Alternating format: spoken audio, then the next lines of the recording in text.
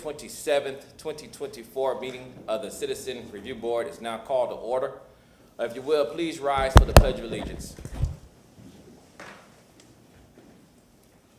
I pledge allegiance to the flag of the United States of America and to the republic for which it stands, one nation, under God, indivisible, with liberty and justice for all. Thank you. I will now ask our meeting clerk, Tanya Wilcox, if you can please conduct the roll call. Akil, Present. Banks, Collins, Cook, Here. Guy, Ingandella, Present. March, Tamayo, Present. Valdez. Present. Let the record show that all members of the Citizen Review Board are present, with the exception of Banks, Collins, and Mr. March. At this time, I'll ask our Vice Chair to read the meeting guidelines. Thank you, Mr. Chair. Please silence all electronic devices. The duties and responsibilities of the Citizens Review Board are to review completed department investigations involving use of force in cases of importance and interest to the community or the city. Determine whether the disposition of reviewed cases was consistent with department policies and procedures. Review matters of importance or interest and make recommendations regarding the handling of these matters. Determine whether any revisions or additions to department policy and procedures are appropriate in reviewing matters of or importance or interest, and report findings and recommendations to the mayor and chief of police. Cases that are brought before the Citizens Review Board are closed internal affair cases that have been investigated and brought to the police chief for disposition.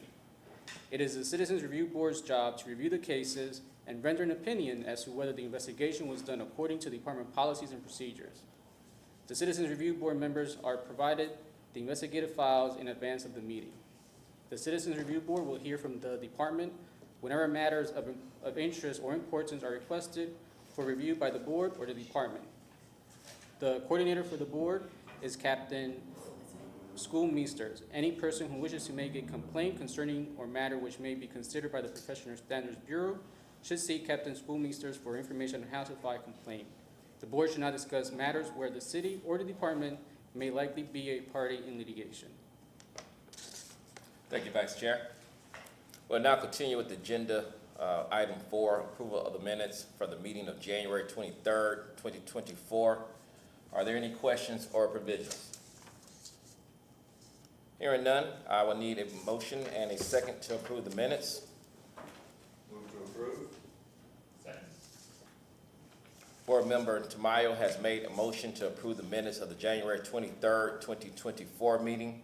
Board Member Devin Egandella has seconded the motion of approval of the minutes of the January 23rd, 2024 meeting. Any further discussion? We'll now continue with the vote. All those in favor, please show by raising of hand. Any opposed? That motion passes. Thank you. We will now continue with the agenda of item 5, public comment. Do we have any participants that wish to make a comment for today's meeting?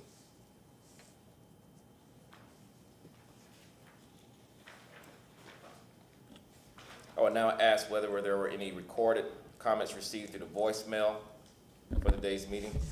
There were no recorded comments, Were there any written comments? no written comments.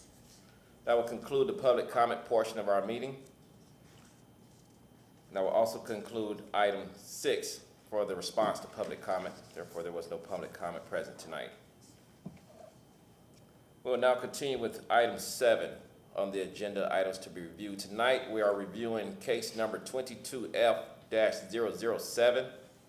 A reserve officer was involved in a trash crash while on duty. During the traffic crash investigation, the reserve officer displayed obvious signs of impairment and was placed under arrest by the Hillsborough County Sheriff's Office. A subsequent breath alcohol test was administered and showed that the reserve officer breath alcohol content was 0.234 and 0.240. The reserve officer was subsequently terminated from the reserve force. Manual regulations number 10001.02. Alcohol consumption and drug use is sustained. Manual Regulations number 1005, Standard of Conduct, is sustained. Manual Regulations number 1007, Conformance to Laws, is sustained. Do we have a member of the Tampa Police Department present to present this case tonight? Yes, we do. Welcome. Good evening, Mr. Chair, ladies and gentlemen of the board. My name is Detective DeGagny. I'm standing in for Captain Schoolmeesters, who could not be here tonight. That is correct. On June 1st, 2022, Reserve Officer Timothy Kent was involved in a traffic crash while off duty at Providence Lakes Boulevard and Causeway Boulevard. Mr. Kent showed obvious signs of impairment and was subsequently arrested for driving under the influence. A breathalyzer test was administered at the jail, and he blew a .234 and a .240, which is 3 times the legal limit. After his release from jail, his chain of command from the Tampa Police Department swiftly responded and gave him a administrative duty notice. We took his firearm, took his credentials, took his badge and duty belt. Ultimately, Mr. Kent was terminated from the reserve force on August 5th, 2022. His actions did compromise his professionalism, ethics, and objectives as a reserve officer, and were obviously in violation of the law. And for those of you that do not know, we do have a reserve force, and the reserve force consists of unpaid volunteers. Its primary purpose is to provide additional personnel to the department during emergencies, special events that would otherwise affect department's ability to provide proper police services. So it's important to recognize that the reserve officers they serve at the pleasure of the chief of police, and they may be terminated at any time if it's determined to be the best interest of the department. And obviously, it was in the best interest of the department to terminate this reserve officer. Thank you, Detective DeGagny. I will now open the floor for any questions or statements. Begin with Mr. Tamayo. Detective, just for our edification, there were 2 breath samples taken. Is that standard operating procedure? Yes, sir. Okay, Yep, great. that's correct. And as an unpaid volunteer with the reserve capacity, do they have full, and this again is just for our edification, they have the authority of a paid police officer? Is there no difference whatsoever? Well, we have different levels of reserve. There's a Reserve 1 and a Reserve 2. The Reserve 1 has been trained at a police academy and has at least 4 years of law enforcement experience. The Reserve 2, on the other hand, in order to do any police function, they have to be in the presence of a Reserve 1 or a actual certified police officer through the state. Got it. And this officer was a Reserve 2. I don't know off the top of my head of what level of reserve he was. I'm sorry, Mr. Tamayo. Well, yeah, no, it just says it here. So whenever he was on duty, and this again is just for our edification. Whenever he was on duty, he had to be with a Reserve 1 officer or with another officer. That would be correct. Okay, great. Thank you. Yes. If you will, Vice Chair. If this would have been a normal police officer, not a reserve, would the same reprimand would have been involved in this matter, whether it was a reserve or any other type of law enforcement officer within? It's each is done on a case-by-case basis.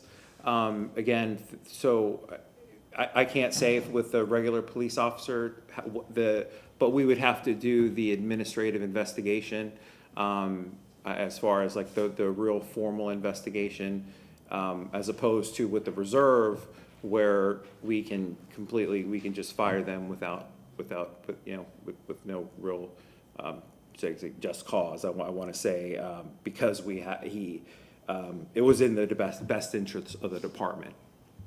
And then just for clarity again, this reserve officer never was a law enforcement officer because he has a different classification with TPD. I don't think he was, because he would have been a Reserve 3 if that was the case. And I think he was on since 2005 as a reserve. And there was no prior incidents while, No, He he had was- no prior discipline or anything like that. thank you. You're welcome.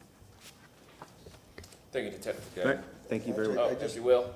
But, Tamayo. Detective, you have no reason to believe that if this had been a Reserve 1 or an officer on full duty, that if he had been as clearly impaired as, or she had been as clearly impaired as this gentleman was, that there would have been the same care taken by, again, it's a case-by-case basis. We're dealing here with a Hillsborough County deputy, that it likely would have been handled the same way, at least there at the scene. Yes, as far as I'm sorry, I'm kind of don't understand your questions. Well, just kind of getting to Mr. Valdez's question, that if this had been a full-duty officer, still off duty, full-duty officer or a Reserve 1, had been stopped, had just gotten into an accident, and was clearly intoxicated, that the procedures there on the street at the scene would have been the same regardless of whether it had been a Reserve 1, a regular officer, the chief of police. Procedure a detective. would be the same, absolutely. Yeah, we would relieve them of duty immediately, pending investigation. Very good. I Yep. just want to get to that. Okay, sorry about that, yep. I had a comment, actually. If you will. Yes. And this is kind of more for the chair, really. When I looked at this at first, I thought, wow, this is an easy one, right? Everything looks good. And then I kind of simmered on it a little bit and realized why you picked something like this. And it really kind of points to that like thin blue line of holding each other accountable. And I just wanted to say I appreciate you pulling this one so that we could talk about it, in the open like this. So thank you. Thank you, And thank you guys for doing what you needed to do. Absolutely. And I understand when we have new members, and I believe there was some interest on how do I typically select cases. So for our new members, I just wanted to share cases that typically are selected are cases that are of the greater good of the community. Also cases that typically has use of force involved. Cases where it may show misconduct of an officer and use of force, and all cases that are completely closed. So those are the parameters of cases that are that I'm able to preview, and I select from those cases that have all those check marks. So just for clarification, and when Mr. March is present, I may repeat that during the meeting, so he'll have an understanding as well why we select this type of cases that we select. If you will, thank you, sir. Thank you.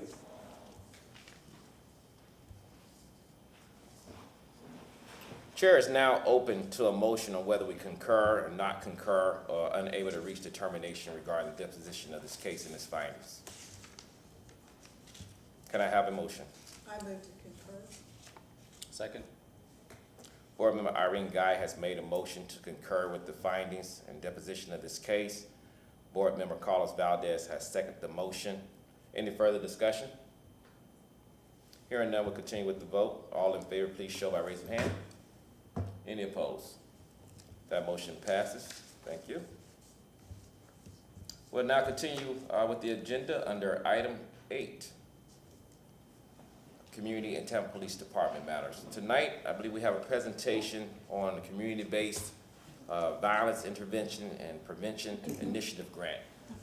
I believe we had members that shared interest in this particular subject as well and have made requests for such presentation to be held for tonight. So if you will, we can have a representative approach the podium, state your name and title for the record. Yes, Nilda Otero with Tampa Police Department. I am the program director for the Community Violence Initiative.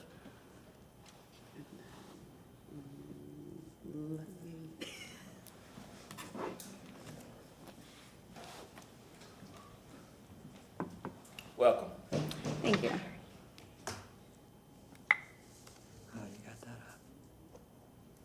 If not, it's fine. We can.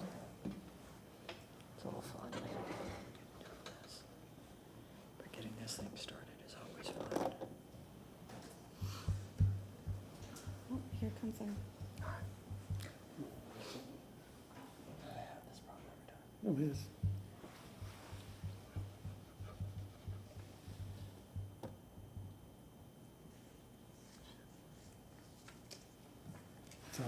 Here. Yes, it's a thumb drive.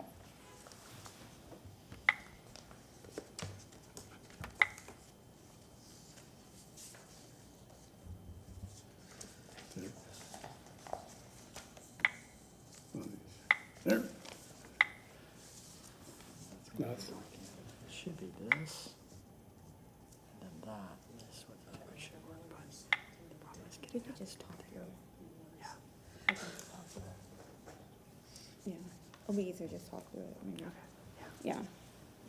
Yeah, it's fine. Okay. Thank you, sir. So you can just go with clean title point, right? No. Okay. So the Tampa Police Department has been granted a fund through the Department of Justice to provide community prevention and intervention services to youth who have been arrested on possession of a firearm. The purpose of the grant is to provide direct services to youth who have been arrested with a firearm. And that is to partner with community organizations that are already doing the work in the community. And some of the services are going to be wraparound service such as educational, support services for individual, group counseling for the youth and family, vocational services, and also mentorship. The grant is for $1.5 million, and I can break that down for you, what that would look like in regards to what amount is going to be going back out into the community. $500,000 is going to be staying within Tampa Police Department for administration and officer overtime, and that will be communication, marketing, printing, and also for the staff on overseeing the grant. And then $150,000 a year will be going out to University of South Florida to provide program evaluation and research-based best practices. And then the rest of the funding will be going out to the partners that are going to actually be doing the work in the community. Tampa Police Department has identified Safe and Sound Hillsborough to be the direct provider for case management to provide services to the youth. But with that, Safe and Sound is going to be partnering with community organizations to branch out further to provide direct services. They're only going to be providing case management, but the other organizations are going to be going further into what that will look like for the youth, what services will be needed for the youth in regards to mentorship, like I mentioned before, mentorship, education, vocational, individual counseling, family wraparound services. Because we're not just looking at the youth itself, we're looking at the family as a whole. Because again, you have a youth who gets arrested, but the one thing that we need to start looking at is how can we provide services to not just the youth, but to the family as a whole to ensure that we can move this family along, like that they don't come back into the system. We're going to be partnering, we're also going to be providing services for victim services. And we are partnering with the Life Center of Suncoast that already is doing the work and providing victim services in regards to individual and group counseling. So our case managers are going to be housed out of the Life Center and also out of the Ridge House to provide some of these services in the community. You have any questions? Yes, how does a member of the community, what's the applying process, or how would a member of the community be able to take advantage of such services that you mentioned? Of course. So the Tampa Police Department, like I mentioned before, has identified Safe and Sound because they have the administrative overhead to be able to provide that full direct service and to oversee such a large grant.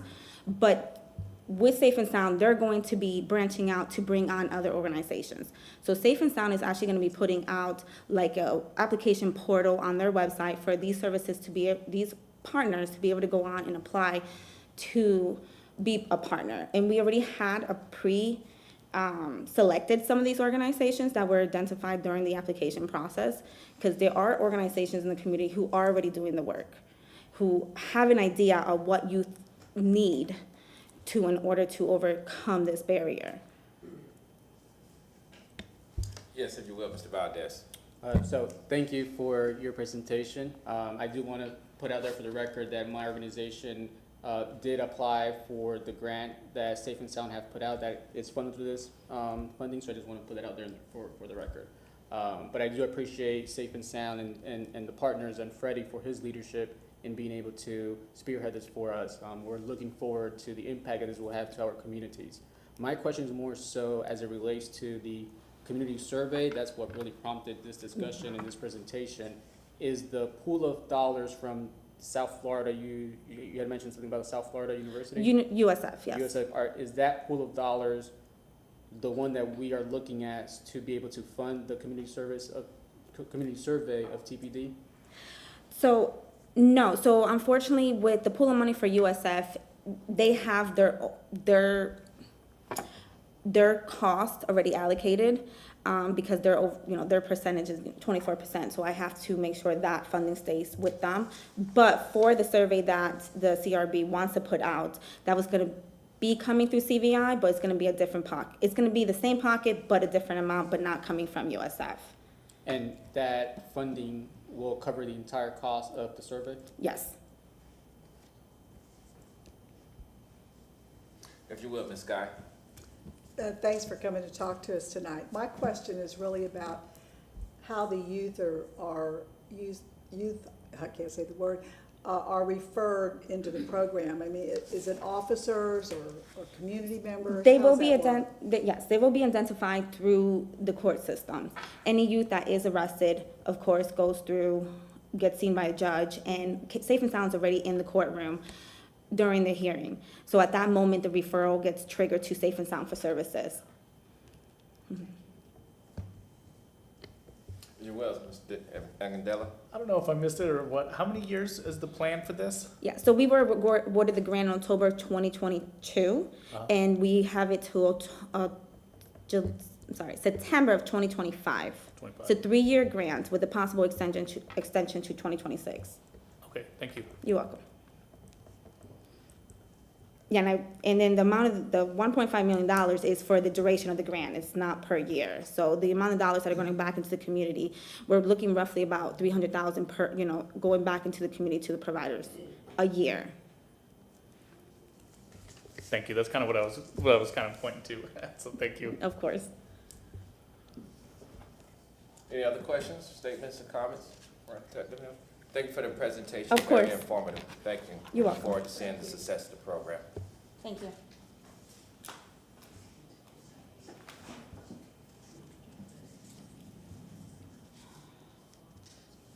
Moving on to item 9,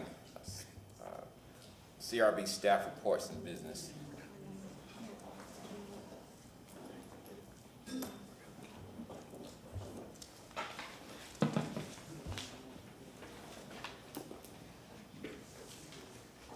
Under item 9, CRB staff reports and business, I believe everyone should have received a copy of the 2023 CRB annual report. Did everyone receive a copy of the CRB 2023 annual report? Kamaria Pettis-Mackel from the City Attorney's Office. So, board members, yes, the 2023 draft annual report was provided to the board members.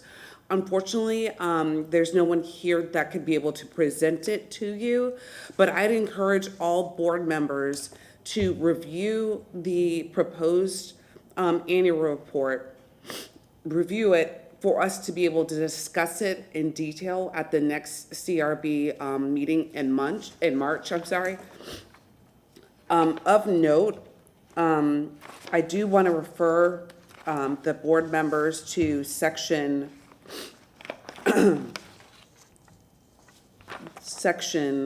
7. That's the last page, is page 9 of the annual report.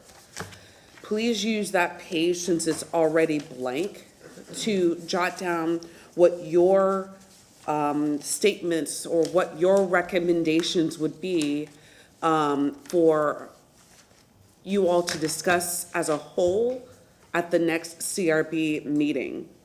Whatever your recommendations are for changes,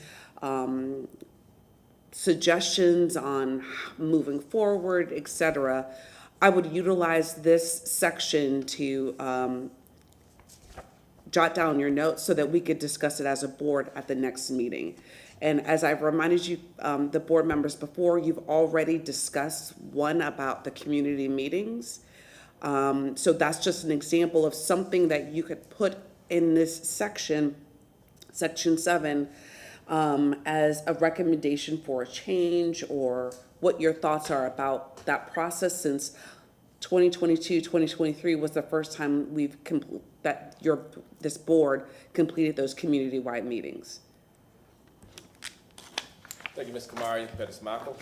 Any questions or statements for Ms. Pettis Michael?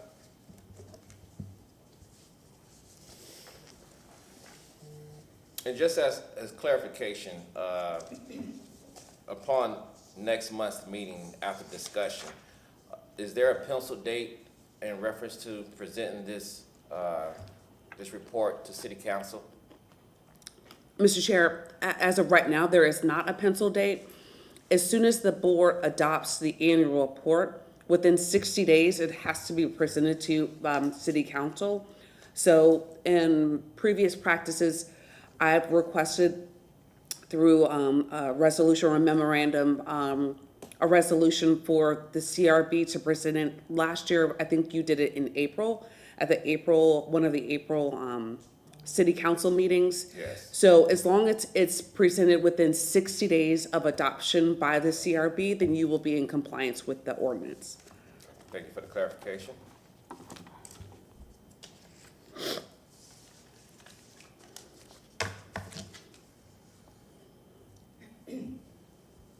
Still under item 9, do we have any updates on the Bill 601 and 576? So yes, Mr. Chair, and going on to the independent legal advisor item, so those two bills, the House bill did pass. So now it's on to the Senate. I provided the board members previously a copy of the House bill, and again, that bill did pass the House, so it's on to the Senate.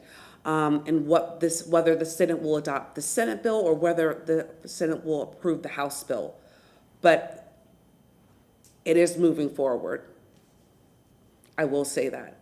And with that in mind, in regards to the independent legal counsel, I know this board previously made a motion for the board to interview the candidates at the March meeting.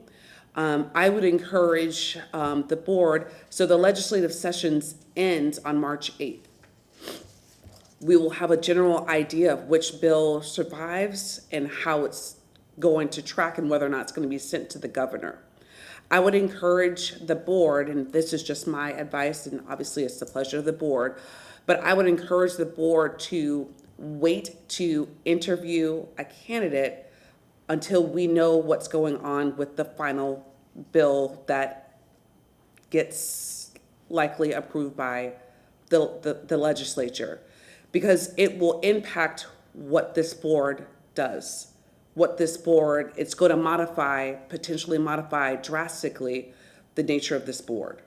So before you interview someone coming to be an independent advisor, that could drastically change the scope of what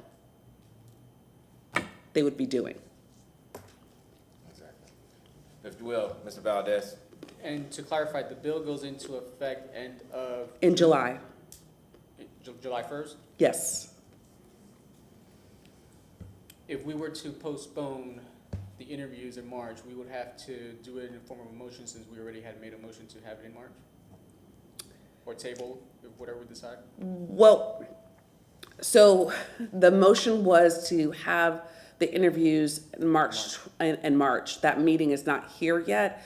If it's already the desire of the board to continue that item, you can make a motion to continue the interviewing or not have the interviews on the March 28th. If that's the desire of the board, you could certainly make that motion.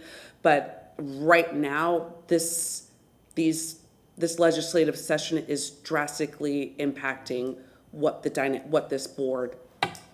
So in the interest of time of those candidates that have applied and everyone's sake, I mean, we're all following the bills, and they are moving pretty quickly, so I would I would move in favor of tabling off the interviews, and maybe we can discuss it in March, at our March meeting, and readjust it, because, again, I don't want to have anybody travel. I know we've had some candidates from not out of state, but out of the city, and you know, given time and whatnot. So I'll make a motion to table off the interviews that we had set for March to a later day, and I'm saying later day really depending on the outcome of the House bills that are in session. I'd second that motion.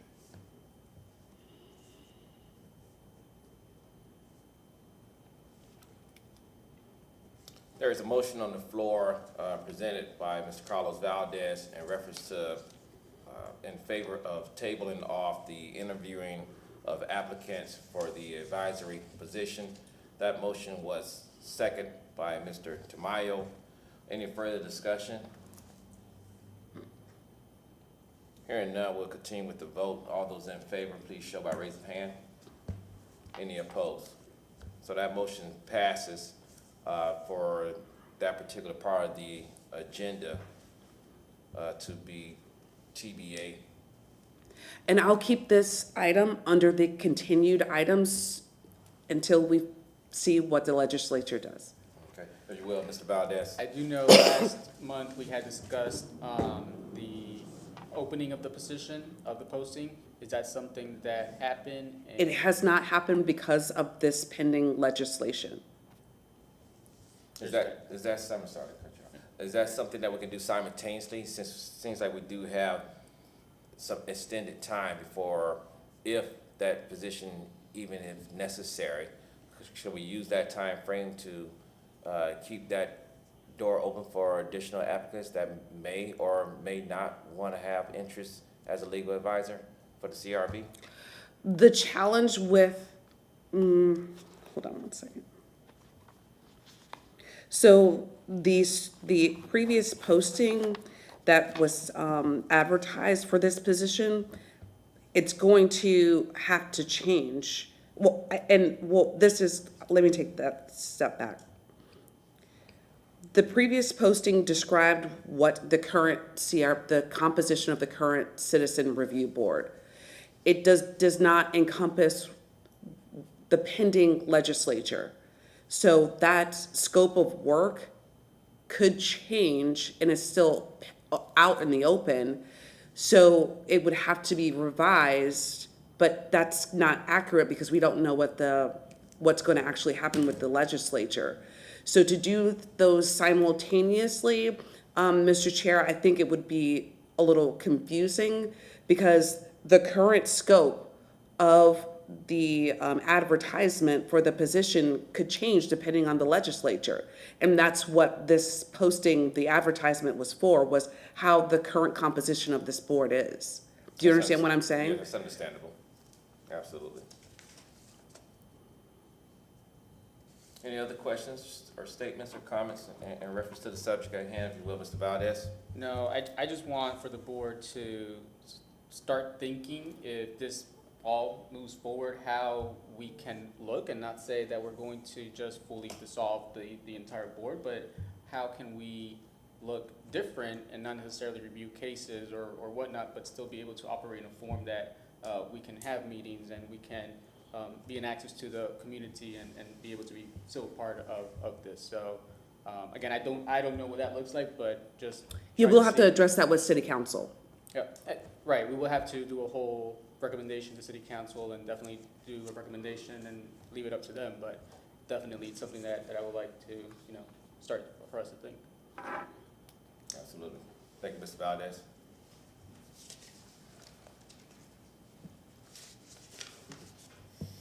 We'll now continue with the agenda under, kind of went over the items to be continued of 10 on the agenda, speaking of the independent legal advisor.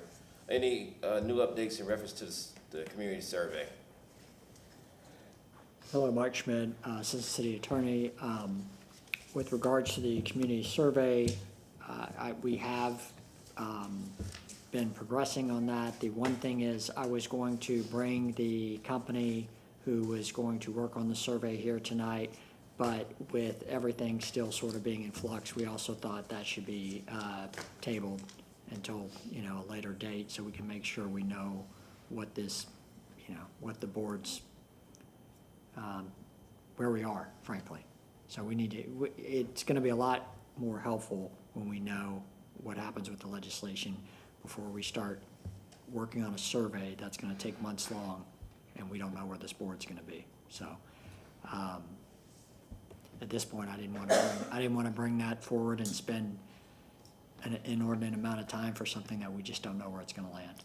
So typically, as of now, where the board sits now, with legislation possibly making changes, moving forward, our agenda is typically just gonna be reviewing cases. We're not gonna add any additional presentation. We're not gonna go into the survey or things of that nature until we find out exactly what outfit or what model the CRB will held after legislation. Is that correct to say?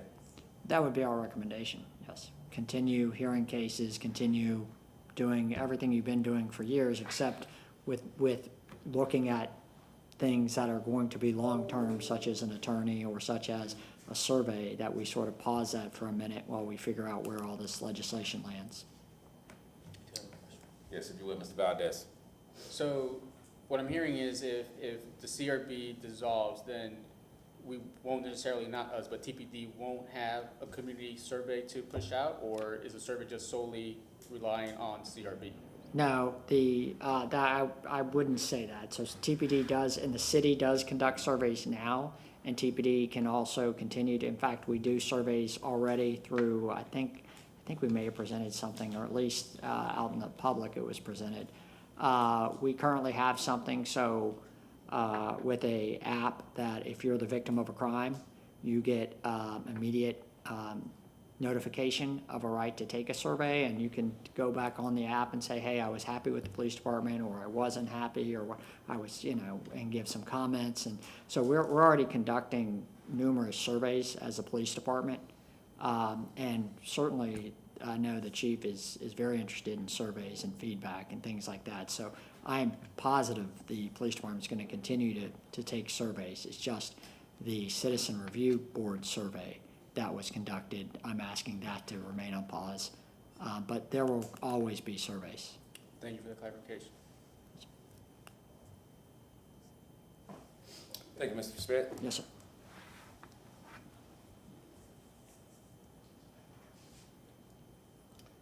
Well, now move on to announcements for new business in reference to our next meeting. The next meeting is scheduled on the next fourth Tuesday of the month of March, the 26th of 2024, here at Old City Hall, 315 East Kennedy Boulevard, Tampa, Florida, 33602 at 6 p.m., third floor. Board members, for any reason you're unable to attend the next meeting, please give notification at least 48 hours in advance so we can ensure a voting forum. Any statements or questions in reference to announcements or new business? I just have one thing. If you will, Ms. Scott. I would caution the board not to get too deep in the weeds on this legislation, because I am a former lobbyist, and anything can happen. Anything will happen. And so if you're doing what ifs on what's there now, that it may look totally different by the time you're finished. So I'm just cautioning you, and watch them. I mean, if you're interested in what's happening with the bill, you can go online, look at where the bill is, and see when it's being heard and where it's being heard.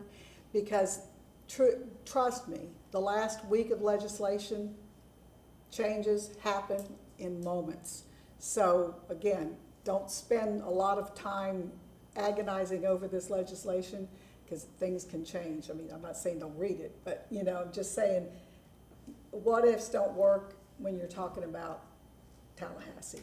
It can blow up in the last week. So just as a caution, because that's what I did for many years, and it's an ugly process, but it is a process.